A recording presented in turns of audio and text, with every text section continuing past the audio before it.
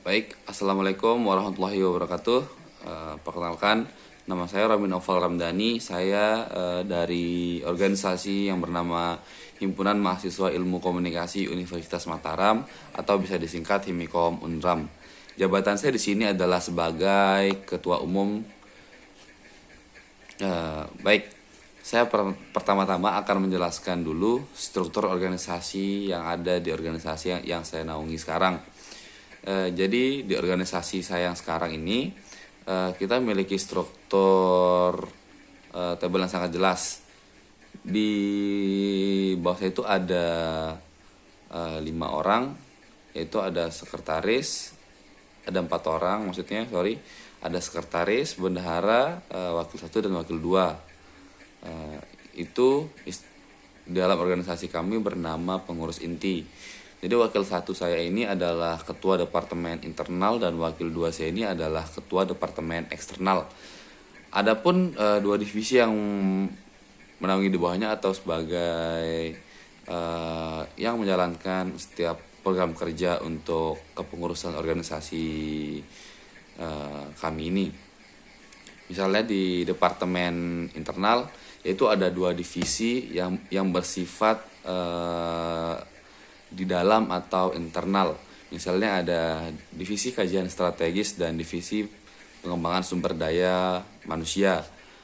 Adapun garis besar kerja dari 2 divisi ini adalah untuk membantu segala urusan teman-teman mahasiswa ilmu komunikasi. Misalnya di kajian strategis sendiri atau divisi Kasrat itu memiliki program kerja untuk memberikan informasi dan merangkum sebuah artikel terkini untuk hal-hal hangat yang ada di kampus atau organisasi. Maka hal ini di Kasrat sendiri mereka tidak lupa ada program kerja yang bernama pengabdian. Jadi emang sesuai dengan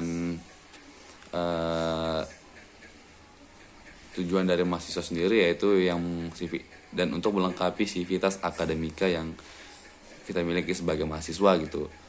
Dan di pengembangan sumber daya manusia sendiri atau PSDM itu berfungsi untuk merangkul seluruh anggota ilmu komunikasi Unram dan berfungsi sebagai penaungan atau pewadahan untuk seluruh mahasiswa ilmu komunikasi yang memiliki minat dan bakat tersendiri dalam satu prestasi untuk meningkatkan prestasi dan menambah prestasi yang ada di prodi kita.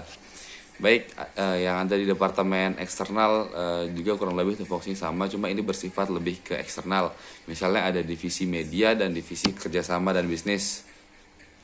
Tentu saja media menjadi salah satu wajah dari organisasi kami, karena media merupakan gambaran atau satu bagaimana organisasi kami ini berjalan.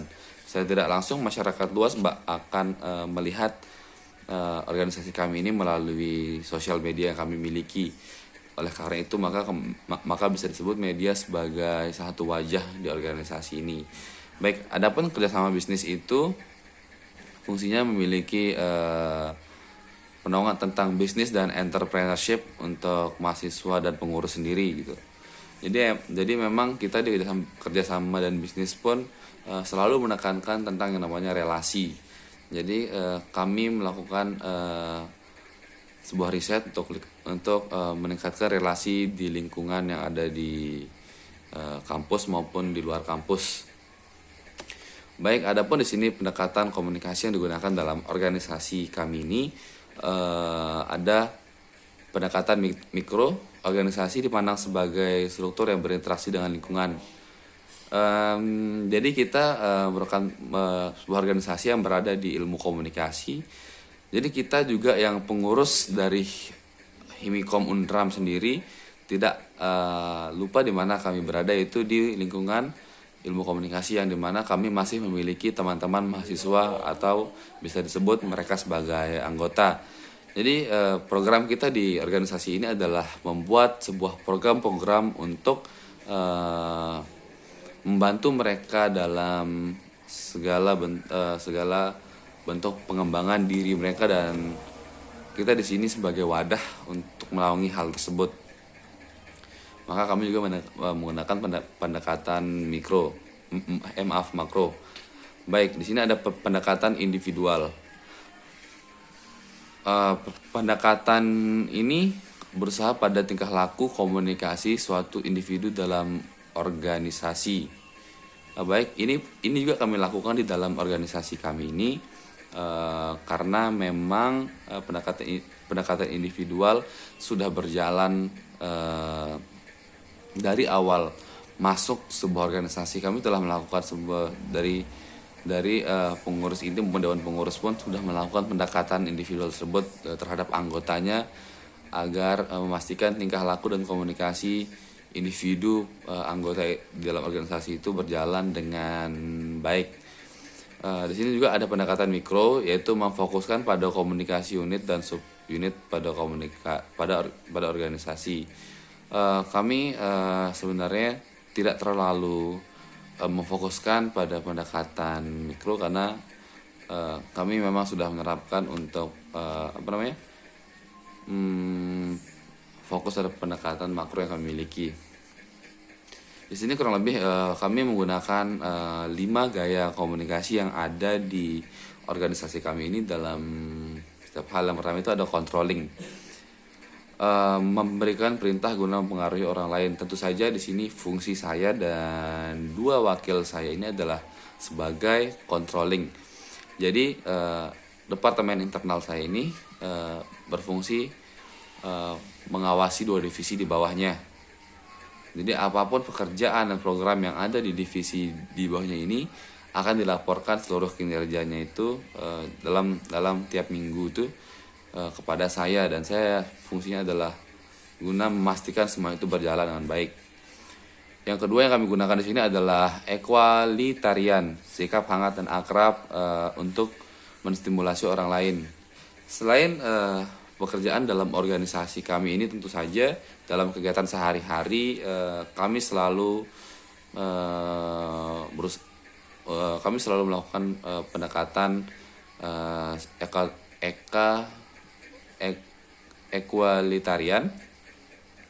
Dengan begitu itu akan menurut saya menciptakan kenyamanan anggota sendiri dalam bekerja di organisasi. Yang ketiga itu ada sifat gaya komunikasi structuring, bersifat objektif atau tidak memihak guna bisa memantapkan struktur organisasi. Jadi tentu saja gaya komunikasi ini sudah kami terapkan dari awal kepengurusan, yang emang kami bersifat objektif atau tidak memihak kepada individu maupun kelompok, agar menghindari suatu masalah dalam suatu organisasi kami. Dan ini akan makin menguatkan struktur organisasi yang kami miliki.